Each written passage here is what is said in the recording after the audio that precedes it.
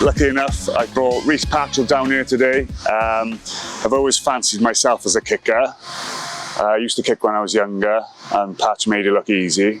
So well, you always used to come over and tell me after training how easy it was and just hoof one as hard as you could. So we're going to find out today, right? yeah, so you've got a little game for us, haven't you? I have.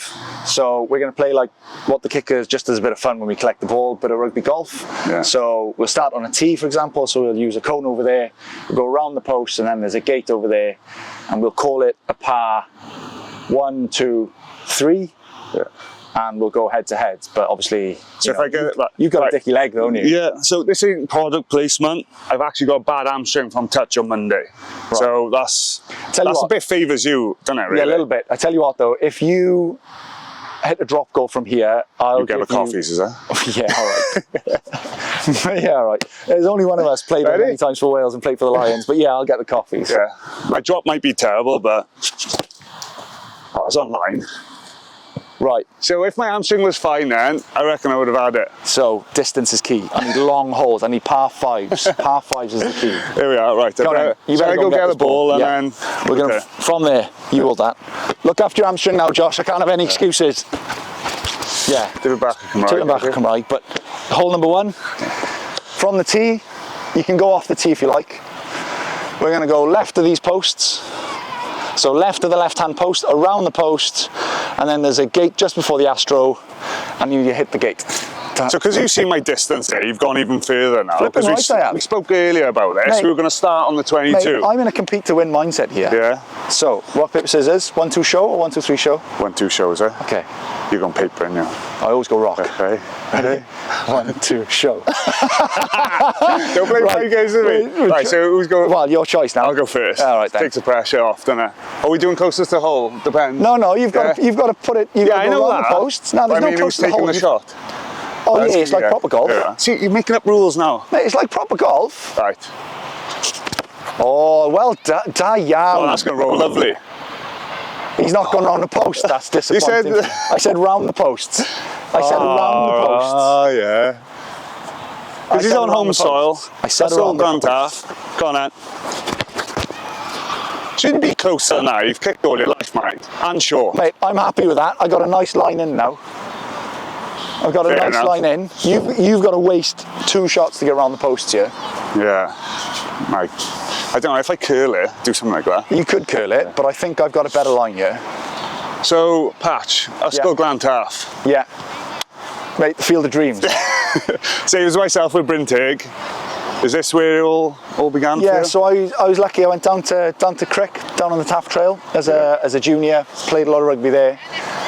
And then year 7, left primary school, Mellon Griffith, came here, knew the reputation that Glantaf had, like super excited to come here. Yeah. And as it was, we were really lucky that we had an awesome year. A load of boys played representative rugby. A load of boys probably should have played a bit higher than they ended up playing, you know, they sort of peaked out at 18. But like awesome, times of your life. And I think it's only looking back now that I appreciate how much fun I had. I was always chasing playing for Cardiff under 15s, playing for the Blues under 16s, but actually, like, I wish I'd have enjoyed it more, because like, you play every week with your mates, you win, you lose, and you turn up to registration the next morning and you're like, what were you doing yesterday? And like, but it's a different type of rugby, isn't it? Yeah, like compared to everything through the years. Like for myself, like Bryntig, Bridgendath, it was always the same. As like they were always your mates, and you grow up and you see them on the street now. Nothing changed, does it? You know, and former teachers, you know, how much effort and time they invest in you to let you follow and pursue your dreams is like unbelievable. I'm really lucky. I'm really lucky that I've still got a great relationship with the P department and with the teachers down here now, which has meant that I've done a bit of coaching and stuff down here. But also, you know, I'm more than happy to try and give back and help the school wherever I can, because I know how much the school gave me. And it's given me far more than I've been able to give it back. So that's nice. Yeah, it's awesome, mate. Yeah, awesome. And I often say, if I could go back and play for any team again, I go back and play for the first 15 and play with my mates, because of how special it is. Yeah. And like, you'd be the same. You catch up with the boys, and it's like, yeah, how's life, da-da-da. Do you remember that game that we played or whatever? I think that's really special. Yeah. Any games, like in particular, like school? We lost 2 finals. Did you? Yeah, Welsh Cup finals, so we lost that. So that always sits with me. So Bryntig were the team to beat in our year. Always. And they dusted us in the semi-final one year. And I remember turning to the late, great Kerry Evans, and I went, Kerry, like, Mr. Evans, we'll be back in 2 years and we're going to beat these in the final. Yeah. And 2 years later we got back to the final, played Bryntig, and we did them. And like, that was a real full circle. The one team we couldn't beat to get it done before, you know, because sixth form, not everybody comes back for sixth form. You know, some boys go off and do apprenticeship, some boys go to different schools or colleges or whatever. And to do it the last time that we were all together, as it were, that was awesome, you know. Yeah. Shame for Bryntig. Shame for Bryntig. Hey, my heart bleeds. He took a couple of trophies off me. Right, you've got to get around here now. I'm going to go first. What are you going to do? What's your shot selection here? If I hit it off the post, mate, that's such a low percentage shot. I'll have to try and curl it. You're going to have to like lean the ball on the side and try and grubber it around so that it comes like. If I do it that way. Other way, yeah. So flick it. Oh, you're going to go that way. Yeah, well done. Is that right? Yeah, well done. Hey, you're the one playing. No. Not quite, eh? I'll have to banana. Look at my line here. Look at my line here, Josh. I'm straight at it. Do you reckon you back yourself from there? Absolutely not, mate. Tiger Woods doesn't go for it. He lays up and leaves himself a nice one for par. Oh, Rhys, that is cheap. I'm very disappointed. I don't mind it though. I'm still in good shape. So that's 2 shots each. That's 2 shots. You're yet to get anywhere near the green. And I get an extra shot. You are nowhere near the green, Josh Navidi. Yeah, well done. Good weight. So I gotta just basically hit it from here now. This is the. Mate, I just gotta go for it, haven't I? You've got to go for it. You give me a shot, don't you? Because of my hamstring. Like grubber or a little. You whatever. Oh, good weight. See? Well done. So that's 4. I should be kicking. That's 4? Yeah. I think. Yeah, hang on, wait.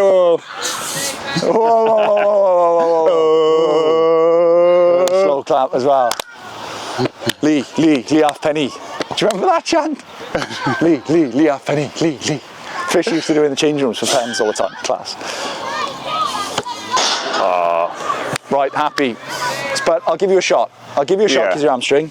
So we're all square there. You're next. Where are we going next? Right, I reckon similar thing around the post. So right to the right-hand post? Yeah, if we go. No, let's go through the post. Move to the left. We go through the post, and then the scaffolding there, where they obviously do the filming. Yeah. We'll go for that. Okay. I'm tucking myself. I should go the other side, because I'm left-footed, isn't I?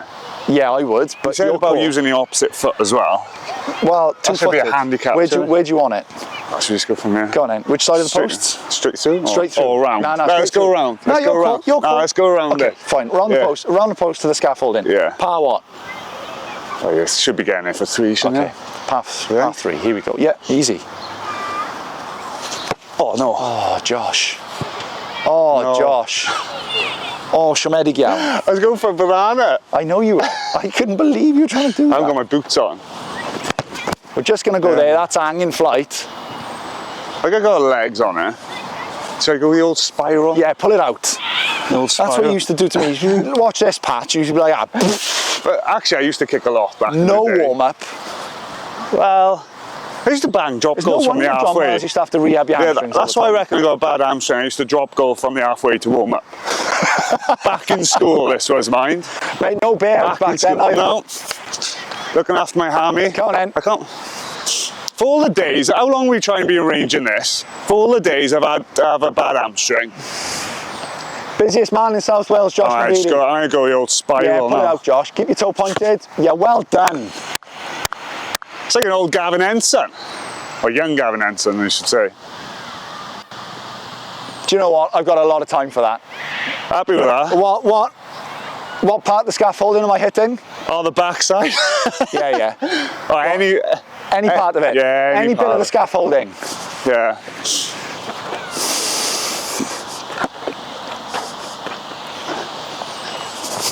Oh, Rhys, left-footed, let me down. Oh my God. You didn't touch any then, did you? I've put myself through the middle of the scaffolding and haven't touched any of it. I've opened a door for you here. Claw one back. I've opened a door Come down for you. to a decider. I can't believe that. I can't believe that. Pressure, mate. Pressure. Oh, this is me. Makes diamonds, see? Makes diamonds. Makes diamonds. Here we go. Come on, Rhys. Oh, the rowing club over there? Do you know what? It used to be the cross-country track down there, across past the rowing club. How many times did you win that? Because you were fit. Yeah, I was. I remember when you came to the Blues. We weren't the biggest, but the fit. I could run. Yeah. I could run, and I knew I was rubbish in the gym. I knew I was rubbish in the gym, and so I was like, well, I've got to make up for it somewhere. But what I will say is nobody saw I used to go home and collapse in a heap on bed and just go to sleep from like 5 o'clock in the evening. Right, pressure with diamonds, here we go. Oh, do you know what? I thought that was a really controversial choice of kick. Why? You had all this stuff to hit. Anyway, it doesn't matter. Well done. Right on, Josh. Okay. Oh, safety, innit? Right, as you're the guest. Yeah, final hole? Yeah, you pick the final hole. Right, so there's like a bit of a patch of grass that's burnt and dead over there. It's just mud. We're going to get to there, and then I'm going to give you a shot at redemption on your drop goal. Which way? So see, there's like, no, not all the way there. Oh, like, yeah, I got you, yeah. So, about 30 metres. About 30 metres here. 30, 40, yeah. 30, 40 metres. If you roll it just past, no problem, and then your drop goal. Okay. Happy? Yeah. Do you want to go first?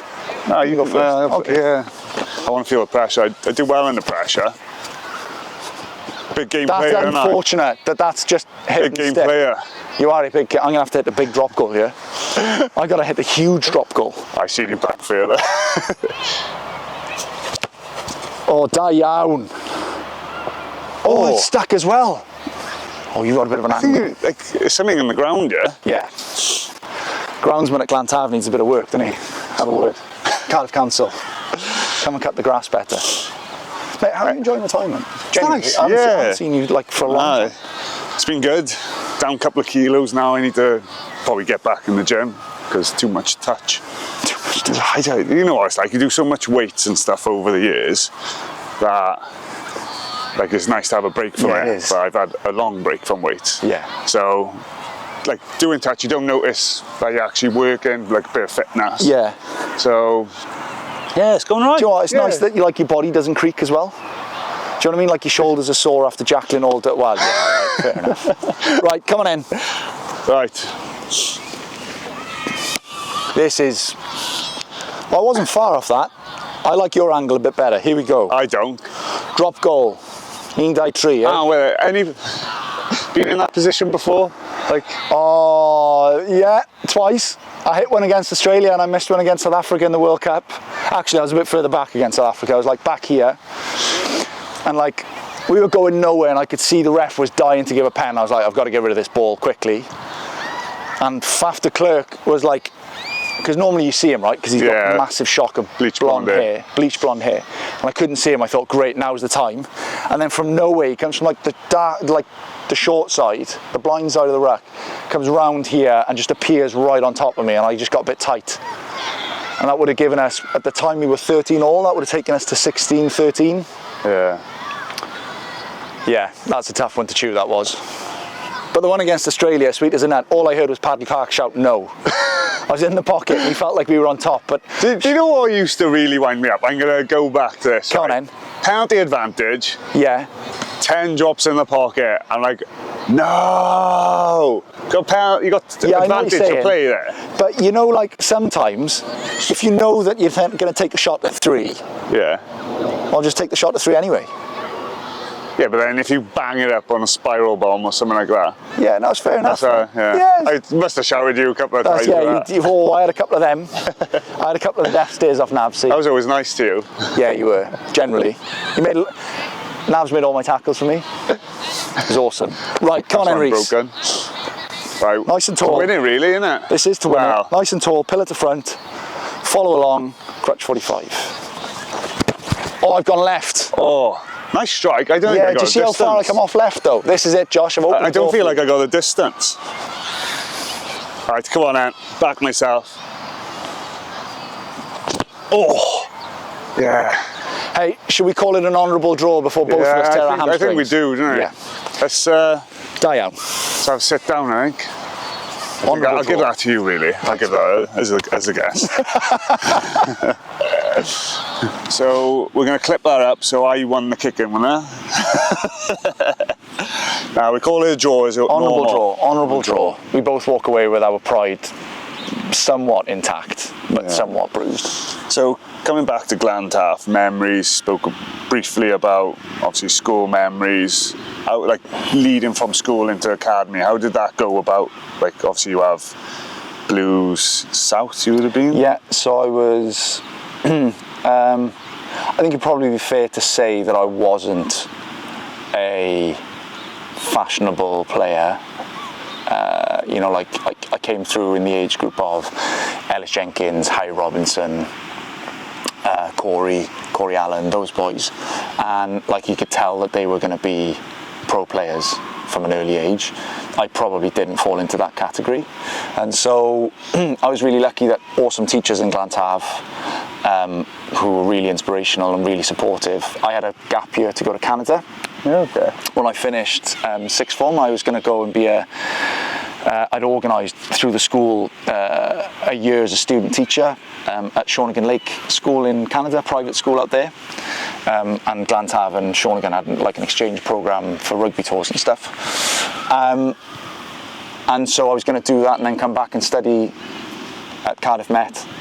And then whilst I was doing my A-levels, I had a phone call from Gethin Watts, the academy manager, saying, listen, it's 2011, the World Cup's on, the senior boys at Cardiff need some training numbers. Can you go and do it? Yep, of course I can, no problem, absolutely. So I finished my A-levels on Friday and turned up on the Monday for pre-season. First day ever in a senior environment. I remember it. And woefully underprepared. Definitely wasn't physically capable of competing anywhere other than like in conditioning games. And then by the following Friday, the club had said, listen, don't go to Canada, here's a 3-year academy deal, we'd like you to stay. And so that's how I ended up at Cardiff. Yeah, you go back to, I actually remember you coming in, so I think it was my second pre-season with Cardiff, I think second or third. I remember all you boys coming up, and I remember the development they called it at the time, and all you boys were in the gym early with Dan Barr doing weights. I remember walking in. Used to blow the whistle, right? They used to have everybody on the rack in the doing bench press or whatever, and Dan Barr be with his whistle, and you had to do a rep every time you blew his whistle. I was awful at it. Like, we used to have the test. Do you remember the NFL test? Yeah. Like, you put 100 kegs on the bar. I had the record, man. Navs had the record, right? And so I was nowhere near the record. In fact, I was so bad at it that I didn't qualify. I wasn't allowed to try the NFL test because I wasn't strong enough to even get one rep. Well, it's 100k as many times you do, and NFL players do about 40, 50 reps, don't they? I think mine was like 29. Yeah, you were high 20s, low 30s. From Bridgend, love a bit of bench press, grew up in a gym, what can I say to you? But like a good score in that squad would have been, high teens, low 20s. Yeah. Navs was far and away the strongest. And then you had myself and Tom Williams, Lloyd's brother. Yeah. Neither of us allowed to even walk near the bench because we would have failed. Well, we couldn't even get one rep out. Yeah, but obviously development then coming in, the change from the jump from school, because you weren't even in academies, straight into first team rugby. How did you find that, like, as like one of your first stepping stones, and probably in the back of your head you had a dream that always you wanted to get somewhere? How was that? Like, how did that cheer for you? It was a massive jump, especially like the physical element of it. Like, you turn up and then all of a sudden you're on the pads and Xavier Rush is running at you and you're like, oh my gosh, like this guy's literally going to kill me. And boys like like all the Cardiff legends, those boys. And so physically the jump was huge. Stuff that like took me by surprise was like how hard the boys passed.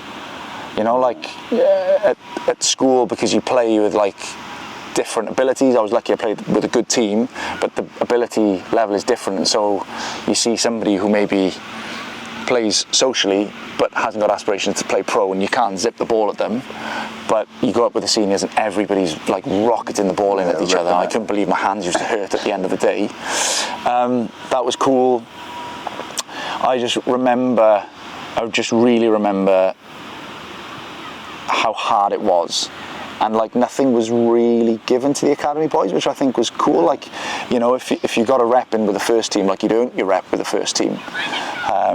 And if one of the senior boys came over and give you a high five at the end of the session, it was like, yeah, geez, I've trained well here, because these boys don't give up praise quite easily. You know, like if Tito came up to you and went, mate, trained well today, geez, that was like gold medal, and I'd go home and I'd be pumped about it. So yeah, the jump was huge, and I remember constantly having this anxiety of like, geez, I'm not sure I'm good enough to be here, but also like turning up every morning convinced that today was going to be the day that I proved myself. And so that was a really interesting internal conflict. So fast forward now to your first game for Cardiff. It's first start? First start, isn't it? When Navs came and gave me the inspirational words, and he's absolutely right. So we played Phil Davis's first year, and somehow Phil decided that he'd hand me the keys to the team and he'd stick me in the 10 jersey. And my first start is Rodney Parade against the Dragons away, maybe second or third game of the season. And Navs can tell that I'm absolutely petrified, and I'm nervous and like won't talk to anybody, and I'm just looking at the floor the whole time. And as we run out to warm up, Navs just like taps me on the back and goes, "You'll be all right, mate. It's just a game. It's just a game. You'll be fine today." And like, okay, like here's a guy who's somebody that I clearly respect and has been there and has performed at this level, and he's telling me I'm going to be all right and tells me he's going to look after me. Sweet. And like we got along, and we got across the line. We had a wasn't a classic game. It wasn't a classic. It was a good derby, you know, like bit of a fight, bit of a scrap. Early into the season as well. Early into the season. Lovely weather. Yeah, beautiful. Nice night at Rodney Parade. Got heckled from the crowd for looking like Ronald McDonald. Like awesome, you know. It was brilliant. Yeah. And then obviously, like, do you mean playing alongside you? I know a lot about you, but obviously the community don't. I remember just how many games that you probably clinched for us in that period, like with Phil Davis, like especially for me, it was that type of game where I could get a jackal on halfway and I would just turn to you, I'd just go point to the sticks because I knew that you'd put it over. That's very generous of you, Josh. That's really generous of you. Like I think at the time you don't consider, because I was just like an academy kid, I was just living the dream, and I was absolutely terrified every week that you know, things wouldn't go to plan, but just really lucky that I had a supportive group of coaches, like that Phil and Gareth Baber at the time, he was the backs coach, that they were unbelievably supportive, that I had boys like yourself, Warby, Rushy was on the coaching staff at the time. Do you remember in the transition? He doing defence. Became our defence coach. Like Rushy was so supportive, mate. Like the amount of times that he just picked me up on the way off a training field, like, mate, you're going good guns, you're doing well, Like really important stuff for a young player to hear. And I suppose you don't think about it, right? Like you just, it's interesting that you say that. Like I used to, you know, sit in the backfield or whatever it was, and we had Halfpenny on the team as well, you know, so we were in a real lucky position that we had one goal kicker that was unbelievable, and we had one goal kicker that wanted to be really good and was willing to give it a go from 50-60 metres, which was ridiculous. But, you know, I remember sitting there or standing there in games being like, we're going to get a penalty here. Like, Navs will come up with a turnover, Warby will come up with a turnover, Rhys will come up with a turnover, like somebody's going to come up with a big play for us, and then, you know, ultimately, like, I've got to try and do the business to reward that. So, like, do you know, kick inside of prep, like, because people, like, for me, my job was to hit rucks, tackle people, carry, but, like, your job was, obviously, control the team, obviously, done an all analysis, but, like, your kick inside, how much would you have to spend on that to, like, give up your own time off the field kind of thing? Like, would it be an everyday thing? Yeah, it was an everyday thing for me. I was, like, it's interesting that you say give up your own time. I never saw it as giving up my own time. Like, I loved it, and I love it now. And I suppose, again, like, really fortunate that you had great boys in the squad that wanted to put the hours in. And like, I sort of migrated towards your Ben Blaze, ruined my confidence to build his career back from his knee injury, but what a great guy, willing to spend hours with kickers and then pens, and I was just pumped that I was allowed to kick on the same field as Lee Halfpenny, and I sort of worked out, well, this guy is world class. He's 20, whatever he was, 22, 23. He's world class already. Mate, if I just jump in his slipstream, then I'm only going to improve. I might get to his level, I might not get to his level, but I know that I'll improve if I get into his slipstream and I do as much as he does. And I was unbelievably lucky and consider myself really fortunate that he's now a good mate that took me under his wing, because he didn't need to do it. No.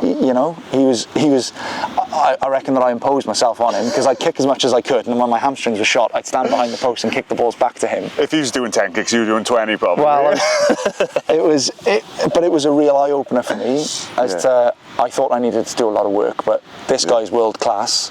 Let's just try and do as much as he does. It's crazy how professional he is. I spoke about it before, that you don't see it behind the scenes. The same with yourself. Like, you got your notepad, and I remember you used to read it before games and stuff. But like the prep that would go in for that Saturday game through the week, how many hours you'd spend on the laptops, even taking it home with you and stuff like that. For me, I used to go, all right, I can switch off, go home and do my own thing. Do you know what? I used to look on with admiration at you for that.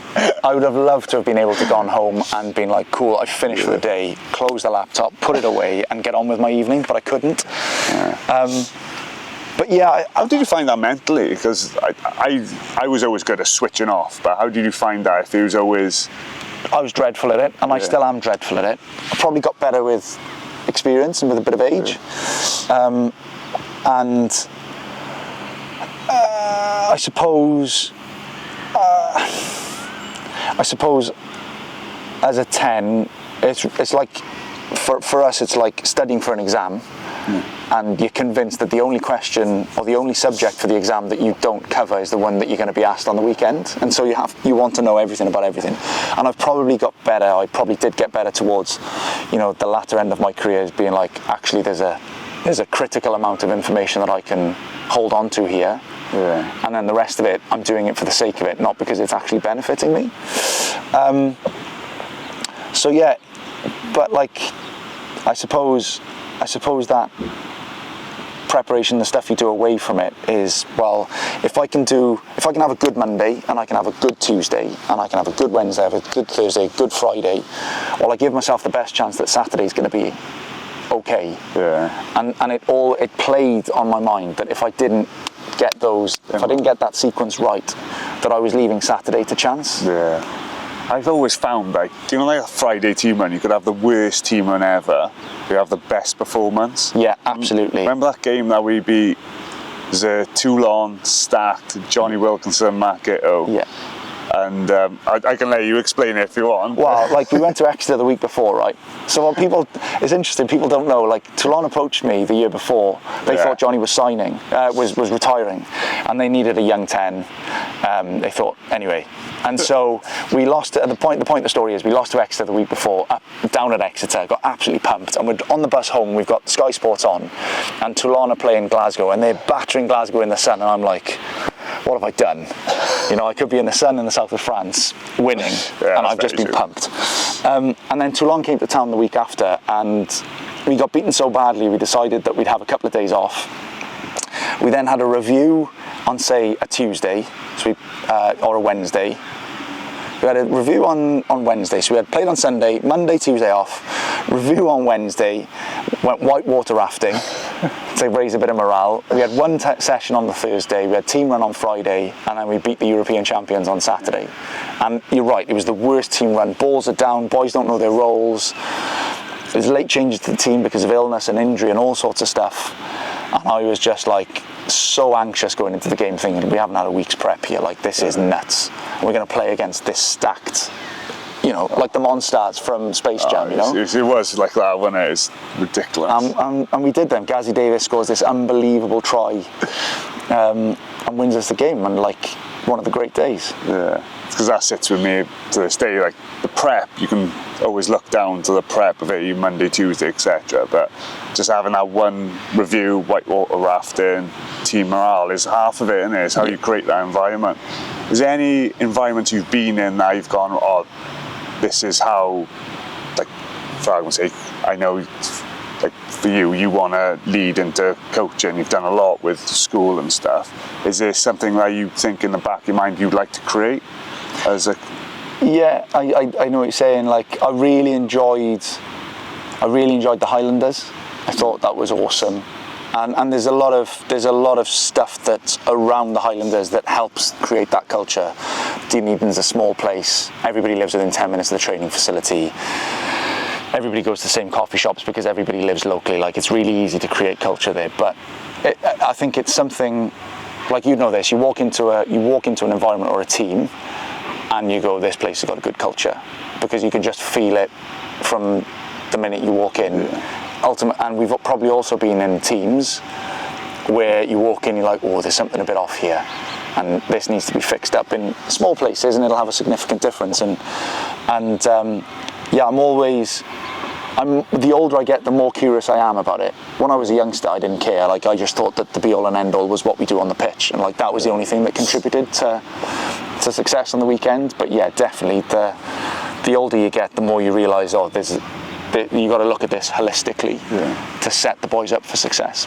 So how do you find that, going out to New Zealand? How did that come across? Yeah, it was interesting. So obviously there was a big reset in Welsh Rugby in 2023, and I left the Scarlets, and my old coach at the Scarlets, Richard Whiffen, who spent the year at the Highlanders, and he was going on to the Wales under-20s job, and the Landers needed an older, experienced campaigner, shall we say. And he sort of texted me and said, mate, would you be interested? I'm in a recruitment meeting. What do you reckon? Yeah, absolutely, for sure. Super Rugby, like, you've known for as long as we've known each other, that Super Rugby is something that's always been on the bucket list for me. And I thought nothing more of it. Like, who's going to sign, a skinny ginger bloke from South Wales to go and play Super Rugby? And about a week later, he said, mate, they seem pretty keen. Like, who's your agent? And then within like a week, 2 weeks of Whiff's first getting in touch, I had a deal to go to the Highlanders and to play Super Rugby, and awesome. Like, just a really different outlook on the game, a different outlook on life, and it probably came at the right time for me in terms of what they were trying to do and what I could offer them, and how I could help them. And how I could help them, but also they could help me. And I had a great time out there. How do you, like you say, different? Like, obviously, it's a different game down there. How different is it? Oh, like, it's short terms, because you can go into... In short terms, like, they just want to play all the time. And so, like, they're in their own 22, and they are massively in favour of what the opportunity is, and so, like, you get a call like, mate, we're going, and I'd look up and I'd be like, this is not the one to go, like, we've got to kick the ball down there. And the other thing, I suppose, was, like, they remember that it's a game. It's a shorter season for them, which makes it easier, but ultimately, like, sometimes we can get bogged down in the Northern Hemisphere that, oh, it's a job, and gosh, you've got to look stern because it's your job and you've got to take it seriously, and they've got a really awesome balance of, yeah, it's a job and it's important that we do a good job, but we've got to enjoy what we do. And so there's a emphasis on enjoying yourself and building an environment and building a workplace that is enjoyable to come to. Yeah. So come back from that, obviously you had your Welsh cap. Yeah. What was that like? Because obviously Cardiff boy, Welsh boy. Yeah, well, we both went to Japan together, didn't we? Yeah. And it's like... Do we speak about the room after? It's... I suppose for both of us, it's like the realisation of a dream. Certainly for me, I mean, I've spoken to you about this, that you went to New Zealand and you know, they wanted to hold on to you out there, but you came back to Wales because now I'm Welsh and I want to play for Wales. And it's the exact same thing for me, you know. I'm from Cardiff, Welsh lad, siarad Cymraeg, like it means a lot, and to get the opportunity to pull the three feathers on for the first time and get your cap number and know that that's yours forever, mate, it's probably one of the most special things you'll ever. I mean, different for you, mate, you're a lion, like got a different level to where I ever got to, but like for me, like the ambition for me was I want to play for Wales, and so to get there and get a taste of it and be like, nah, I want a bit more of this. And I remember Sean Edwards telling us after the second test, and he's like, lads, like if you want to be an international player, you've got to train like an international player, and you might be lucky enough to have another go at it. And that really stuck with me as like, cool, like I haven't arrived here, like playing for Wales is great and I've done it twice, but actually I want to play more for Wales, and this guy's given me the roadmap. Yeah. Is there any games that stand out for you? I know everyone says Welsh first Welsh cap and stuff like that. Is there any games out that, like in the back of your mind that go, that is like one of the best games, like if you could relive it, could you go back to it? Oh, I really enjoyed Scotland at home in the Six Nations in 2018. Okay, first start at 10 for Wales. You know, a very Scarlet heavy backline, so really familiar, and just one of those days where it seemed that pretty much most things that you tried came off. You know, and Scotland rolled into town. You know, they'd run New Zealand close in the autumn. They'd had a really good autumn again, and a lot of changes in the Welsh team. Is this Welsh team up to it, etc., etc. And we rolled them, and we played unbelievably well, and we threw the ball around and attacked, and that was a pretty special day. I was pretty, you know, like the whole family, not just my mother and father, and my little cousin came out to Japan actually. But you know, like my brother, his wife, Hells was there, cousins, like amazing. All your mates and stuff. Yeah, everybody's, you know, and there's something special about playing in the Six Nations, isn't there? Like the autumn's great because you play the big boys from the Southern Hemisphere, but there's nothing on the autumn. Yeah, it's friendlies. They're friendlies, right? Like to play in the Six Nations is like, and to play in the World Cup is like, here we go. Yeah. Like this is big stuff now. Yeah. So Japan, been out there for a season? Yeah, awesome, mate. What an experience. And like, I think a lot of foreigners go to Japan, and I was the same when I first went there. I was like, nah, we've got to do things differently. Like, and I was really lucky that I had Wayne Pivac as the head coach out there, that I could go to Wayne and be like, oh, listen, I'm not sure I agree with this and whatever. But ultimately, like, you've got to bend to Japan before Japan and the Japanese boys start thinking about doing stuff that you're suggesting. And so that was awesome, mate. That was a real interesting cultural experience. Great group of foreigners, like Nick Phipps, Ash Dixon, Jeff Cridge, Paddy Parkinson, but he was there with his family. But the three of us, Jeff, Phippsy and Ash, basically they're on our own, so foreigner coffee club, and it's brilliant. And like going back to the whole having Wayne there thing, like he obviously knew that going on in the background, Hells was pregnant, and so he was super supportive of that, but and willing to help me out as much as I needed to get back and help Hells. But culturally, like, unbelievable, mate, and so respectful. Everything is pristine and proper, and everything has its place, and everything is done in time. And from a rugby perspective, you know, like 50% of the squad are company workers. Yeah. Don't get paid a penny extra to play. They just get the morning off to train, and they get, you know, if they play on the Saturday, they get the Monday. They get a full Monday off to recover. Yeah. You know, but we're off. Like, you know, boys who are professional out there, they get Wednesday off. Now the company workers are in the office all day on Wednesday. Yeah. You know, like boys who play professionally, they leave work at 12 o'clock, 1 o'clock. company boys are into the office, they're working. Like, it's a really different. Did you ever do a day's graft on it? Out there? Yeah. No. It was quite funny though, right? So the tight head prop, Kiku, what a legend of a bloke. He used to do extra fitness on a Friday because it helped him go to sleep. I'd be like, Kiku, you're playing 75 minutes for me. Chill out now on team run days. Like, no. Must do. I was like, okay, cool. Wow. No problem. But like Kiku would game the system, so he would get his physio slot booked for 2 o'clock so that he couldn't go to work for like 3/4 of an hour before coming back for physio. So he ended up getting like an extra 2 hours off before he had to go into work. So awesome, like great humans. Yeah, I think culturally completely different. I've been out there 3 times, and I think probably going out there, how did you find that as just being around the place, like the language barrier? Yeah, we were really lucky that as a club there were 2 translators, and the club had like a one Welsh, one English. So the club had a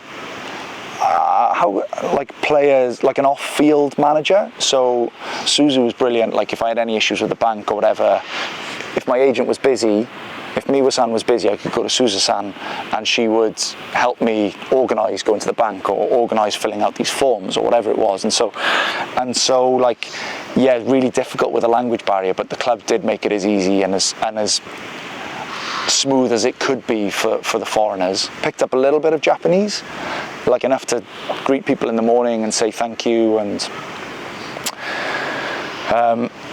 at the end of every day, like, you don't say bye, you say "Otsukare-sama desu," which means like thanks for your hard work. So like that's the big thing. You like poke your head around the physio room, you got to go "Otsukare-sama desu." You poke your head around the gym, whoever's in the gym, "Otsukare-sama." Awesome, like loads of little things like that were really cool. And the translators were brilliant. Like we had 2 young girls who was super rewarding to have them help you, but also help grow their understanding of the game so that they could explain to the Japanese boys, right? Because it's not what I understood, it's what I could get Maya to understand to then explain to the Japanese boys so that they would understand. Yeah. You know, and so it was a really cool learning experience for me. Yeah. I bet that was difficult as well, trying to, as a 10, when you're on field, trying to probably get that message across. So hard, you know. And like Nick Phipps at Aussie international scrum half, like he was out number 1-9, but he blew his ACL out like 4 games into the season, and so you're then going to go and play with Japanese boys who, our 9 who played most of the games after that, like he'd been to New Zealand, so he had a bit of English, so I could communicate with him, and he was awesome. He was like such a traditional Japanese 9, like in at the base, balls gone, just wants to play at 1,000,000 miles an hour, really smart player, a bit like Fumi Tanaka that we played against when he was at, you know, in 2000. He was so good, right? Like he's just like this unbelievable. Anyway, he's club legend. He's on a 10-year deal at NEC. Retired 3 years ago. He's got another 7 years in his deal. That's a dream ticket. That's awesome. a Cardiff contract. Coaches the kids on a Wednesday night, like brilliant. But like the other scrum halves, like you could be telling them anything on the field and they just nod and go height, yes, height, and you know that's just gone in this ear and it's out the other and all bets are off. They're so respectful. That's the thing. They won't say I don't understand sometimes, will they? So brilliant. But post rugby now, so what's your future? What do you plan to go into? Like I like the idea of coaching. You know, I've done the qualifications and been to the conferences. And level 1. I think we did the level 1 with Johnny Evans at Cardiff. And so that's an area that I want to pursue. And carry on, and you know, if that's kicking work, if that's skills acquisition, if that's attack. Yeah. You know, I suppose the main thing, if you want to coach, it's like playing, you've just got to play. Yeah. The only way you get better at it is by playing, and the only way you get better at coaching is coaching. And then like bits of work in the media and stuff at the moment. You know, some we'll see. Wow, we'll see. Espederec. You know, doing a bit there, doing a bit, and seeing which way the wind blows. Really, you know, like obviously number one priority for me now is that we've had a little one, and so being able to be around and to enjoy that as much as possible. Like we were talking off camera, weren't we? As like I couldn't do it when I was playing. Exactly. But like awesome that I'm doing it now, and that in itself is so fulfilling, and so priorities have changed, Josh. Yeah. I think with having a little one, playing, you get so much free time, but the stress is on your body. Like now for me, I wake up in the morning, I have a coffee, I would have been out of the house but back by 2. Yeah. But like now, oh mate, I've got so much admiration for boys who play alongside having a young family. You know, that somebody like John Barclay, right? Three young boys when he was at the Scarlets, like must have been absolute carnage in their household, and yet he can turn up, he can have like 3 hours kip, a cup of coffee and a sandwich, and he turns up and he's unbelievable on the field. He's like one of our best players every week, and so like I admire the boys that could do that, because now that I'm the other side of it, geez, it must take some out of you to be able to do both. I always ask everyone, what's your one tip? So obviously you've gone through your career, like my thing was stretch and recovery was a big thing. What's the one tip that you'd give, say someone young, someone watching this, what would you say to them? Do the work, mate. Yeah. Like, because ultimately, like, what did I see the other week? Luck is preparation meeting opportunity. Yeah. And so you'll ask a lot of boys who play at the top end and they go, I was lucky. But they're not lucky. They've been prepared, and when the opportunities presented themselves, they've taken it because they're prepared. And so for me, there's no surprise having had a front row seat to the careers of numerous British Lions. Yourself, Warby, Pens, Jonathan Davis, Gar Cowdard, Ken Owen, like the list goes on and on and on. Tyke Byrne, Gethin Jenkins, Matthew Rhys, like the list goes on. What's the one thing they all have in common? They all do the work. They never left anything to chance. Yeah. And so for me, I'm really glad that my old man instilled that in me, that his work ethic was absolutely incredible, and that I had that in me, and then I had an older player in Lee Halfpenny who was willing to take me under his wing. Like Andries was the same. Andries took me under his wing, Warby took me under his wing, you took me under your wing. But from that skill acquisition point of view and the kicking, like I was so lucky that Pens was like, yeah mate, come along with me for the ride and do the work. And yeah. Oh, thank you. Diolch yn fawr. Hey, great to connect again, mate. It's been a while, eh?